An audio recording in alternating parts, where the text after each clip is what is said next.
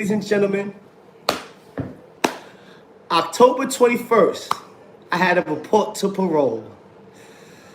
I didn't want to go to parole that day, you heard? But I had to fucking go to parole, or they'd have came looking for my ass. So, I had no fucking clue I was about to get locked up. But naturally, you know, when you outside and you doing certain shit, you always know there's a possibility. When you live in a certain lifestyle, it's always a possibility. So, basically what happened was, you see, originally I had 2 charges. It was robbery in the second degree and strangulation, which was a domestic violence charge. Now, mind you, I didn't even know nothing about the domestic violence shit at all until I was already arrested for the robbery shit. All right? So that was the sucker punch to the gut. That was the punch to the nuts, actually, the low blow. So basically what happened was, man, my baby moms, we weren't together, nothing like that. But you know, as y'all say, I always got my daughter. I try to stay active in her life. So there was a situation my baby mother had got into with some niggas she used to deal with, whatever the case may be. My dumb ass, slap, decided to play Captain Saberho, yo. Decided to play super fucking man and draw S on my chest with a fucking crayon, yo. Keyword, a fucking crayon, because I wasn't fucking Superman. But, so, basically what happened was, she like, yo, basically niggas is throwing threats. Now, mind you, the threats they throwing is gangster threats. Like, you don't even throw threats like that at a woman. Fuck the woman, if she's my woman or not. This is my baby mother, and there's kids in that house. You feel me? There's certain threats you just don't mention when you're dealing with women and kids, you know? But eventually the individual threatened like he was going up it on some gunplay shit. You feel me? So I gotta get involved, nigga. That's my category. Hello, what happened? What's the situation now? Like, my daughter's in that house, so I took it personally. Period. So boom, I went over there. And when son pulled up, I gave his ass the fucking business. What you think I did? What do you think I did? No, now mind you, you talk about you coming a certain kind of way. I'm coming a certain kind of way, nigga. So I hid in the closet on this bitch ass nigga with the pepper spray. That nigga walked by, I pepper sprayed the shit out this nigga.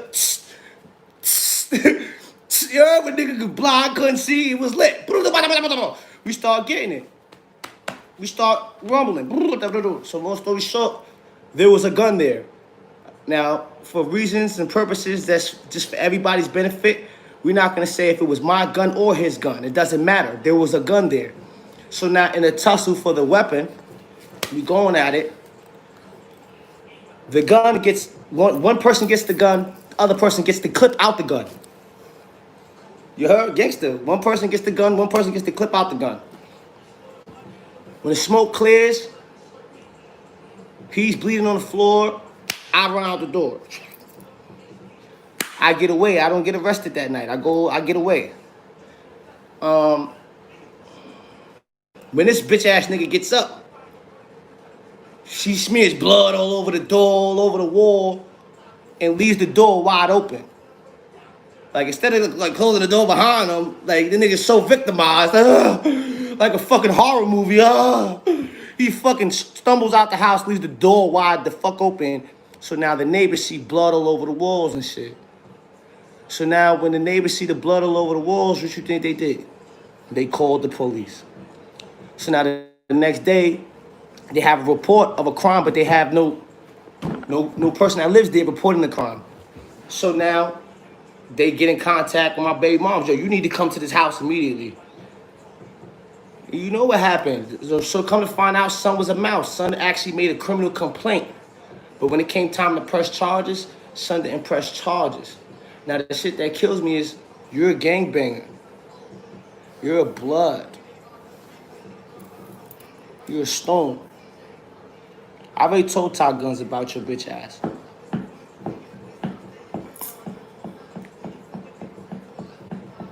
I already told niggas that you was a fucking mouse.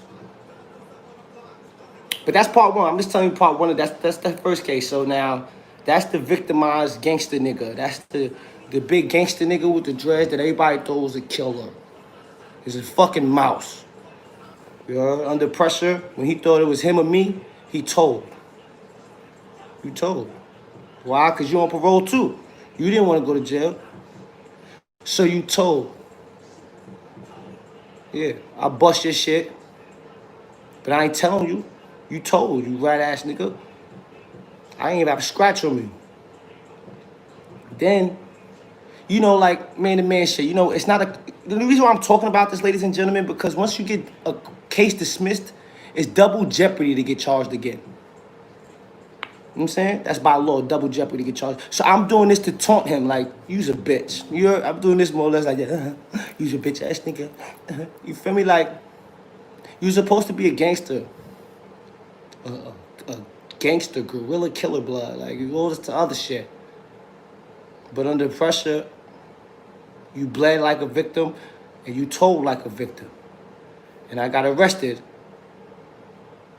as a motherfucking predator, nigga. And it's funny because I didn't go there to rob you, nigga. Did I take the spoils of war? Of course. That's the spoils of war, nigga. While I... give me that.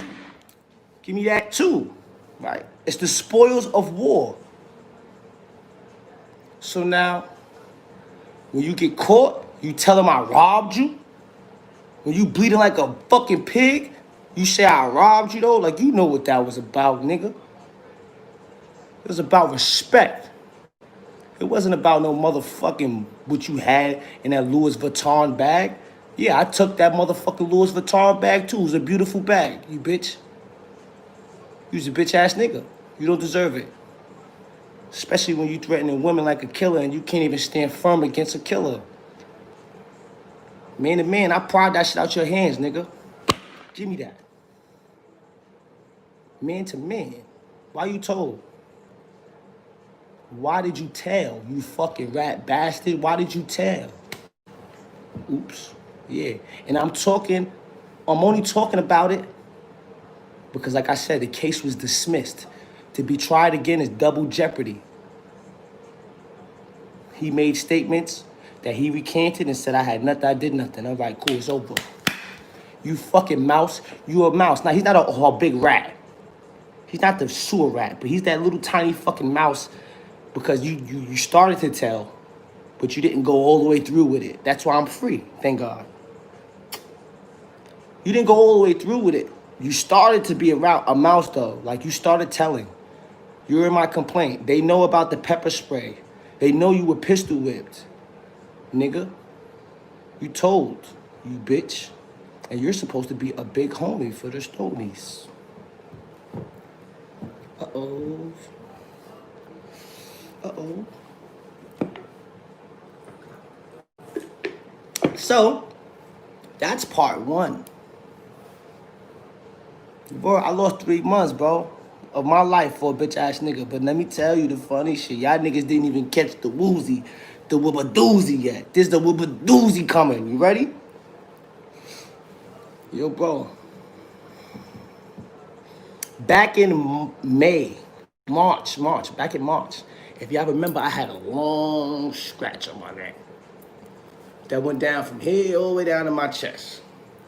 If you went back, if I had my other channel, those that have been my devout supporters that been here from the beginning, y'all know the videos I'm talking about. Because everybody was asking, yo, what happened to your neck? You got into a fight?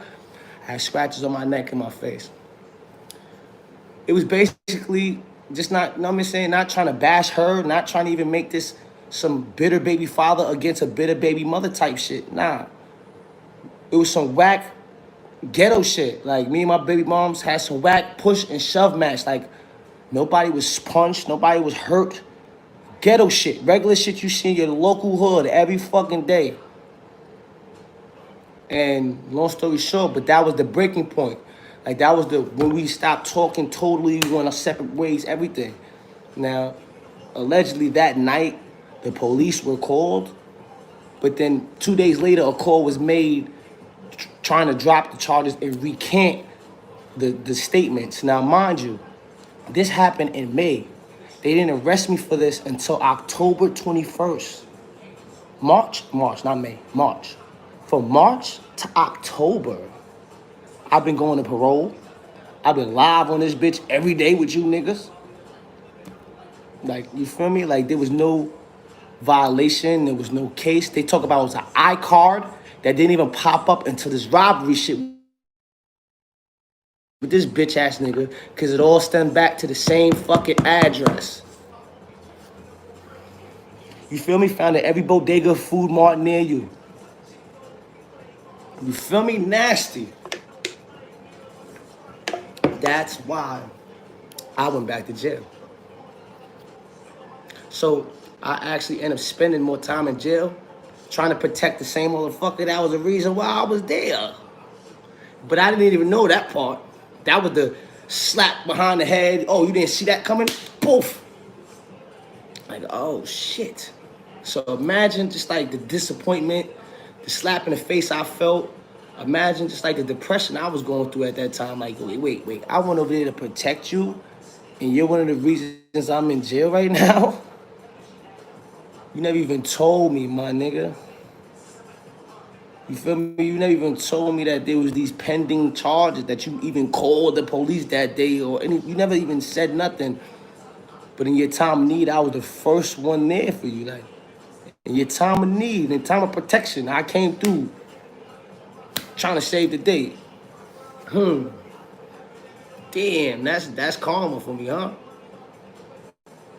Nasty work, boy. That's my reality, though. Welcome to Life in the BOSSLY Cafe. And I'm drinking something like I ain't drinking nothing crazy. I got some Coronas in the fridge. That's nasty, right? You live and you learn. But yo, it's right what they say.